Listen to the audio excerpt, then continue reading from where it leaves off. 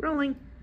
Hello, I'm Neil O'Neill, a osteopathically trained manual physical therapist. I've been helping patients for 30 years now, and I have some insider tips for you guys. If you have shoulder pain and are having a hard time getting it better, there's something you need to know about your rotator cuff, or maybe you're trying to rehab a rotator cuff injury. Let's talk about your 4 rotator cuff muscles. Now, first off, what is a rotator cuff? A cuff means like a shirt cuff. The 4 muscles come together to create a cuff around your upper shoulder and help hold it together. There are thickenings on the capsule. The capsule is the bag around a joint that holds the fluid in so that you're not bone on bone, so that your joint actually works with a layer of fluid between the 2 surfaces, ideally of cartilage.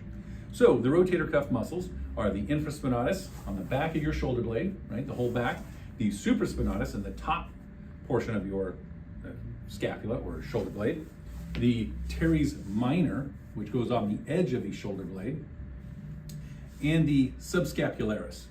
So the subscapularis is actually the anterior part of the shoulder blade. So you've got a muscle on the front of the shoulder blade that inserts right here and often causes pain here in the front that people go, oh, that must be, I've torn my rotator cuff. Now the supraspinatus comes through and the tendon inserts here on the side of your shoulder. The infraspinatus comes through and inserts along this back edge, what a lot of people might call the posterior what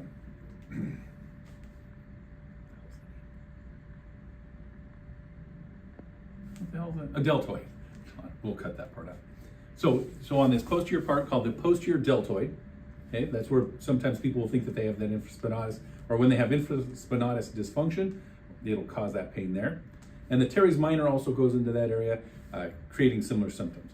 So how you want to treat this is you want to use a ball, first off, to lay on the infraspinatus. So you have to lay on your back and find the infraspinatus has several fascicles or portions of the muscle. So at least 3 major ones. So you want to go to the 3 major portions, the top third, the middle third, which is often the most painful, and the bottom third, which is right at the bottom of the shoulder blade and can be exquisitely tender. And you want to work on those. If you're putting your body weight on there, you can add motion to it to make it more effective, or just find the most sensitive spot and lay on it for 15 to 30 seconds while that pressure in the muscle, that tension in the muscle dissipates. Conversely, the teres minor is on the lateral edge or the outside edge of the shoulder blade. So you're going to put it underneath your arm here. You can see that under there, right on the edge of your shoulder blade, right at the top, closest to your shoulder itself, and all the way to the bottom, closer to your rib cage itself. And you might have to move around a bit and find that in there. Okay. Now, supraspinatus is much more difficult. You can't use a ball. Ideally, behind your clavicle, on the backside of your clavicle, okay, in an area that a lot of people think is their upper trap, it's actually the supraspinatus, and the supraspinatus helps you do this motion. So you can use your fingers and hook them in the V between the shoulder blade and the clavicle. There's a V there, and work that around. Okay, or you can use the eraser end of a pencil and shove it down in there. And again, ideally, you can either put pressure on and hold, or you can put the pressure in and do motion to activate it even more. Okay, and then subscapularis, unfortunately, is a very difficult muscle to access. The easiest way to stretch it, actually, is to put your arm in front of you like this, and then lift your elbow towards the ceiling.